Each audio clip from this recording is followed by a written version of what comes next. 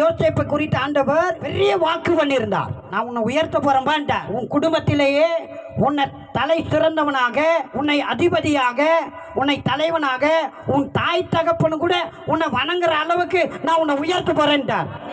ஆண்டவர் சொன்ன அவருடைய திட்டம் நோக்கம் அவன் வாழ்க்கையில நிறைவேறக்கூடாதபடிக்கு பல சோதனைகளுக்கு அவனுக்கு வந்தது. அல்லேலூயா. பல தடைகள் அவனுக்கு குறுக்காக வந்தது. எப்படி இவன் மேல தேவனுடைய வாக்கு நிறைவேறது பார்த்தலாம் அப்படின்னு பிசாசும் மனிதர்கள் அவனுக்கு எதிராக செயல்பட்டார்கள்.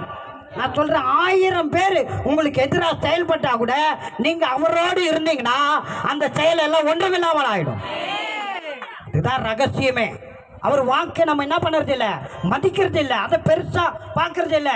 சூழ்நிலை வந்துடும், வாயில தாறுமாறா பேச ஆரம்பிச்சிடும், ஆண்டவரை மதிக்காம போறோம். ஆண்டவர் கொடுத்த வாக்கு நிறைவேறும். ஆண்டவர் பார்த்துப்பாரு.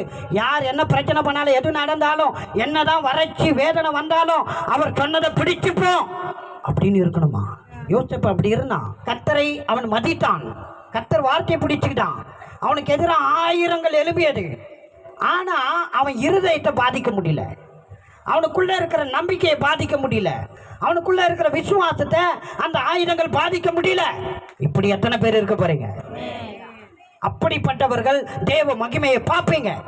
சிறையில இருக்கிற யோசேப்பை சிங்காசனத்தில் உட்கார வச்சாரு. எகிப்து தேசத்துக்கு அதிபதியாய் தேவன் மாற்றினாரு. அவர் சொன்ன வாக்கை நிறைவேற்றினாரு. ஏன் உங்களுக்கு நிறைவேற்ற மாட்டாரு? நான் சொல்றேன், நிறைவேற்றுவாருங்க.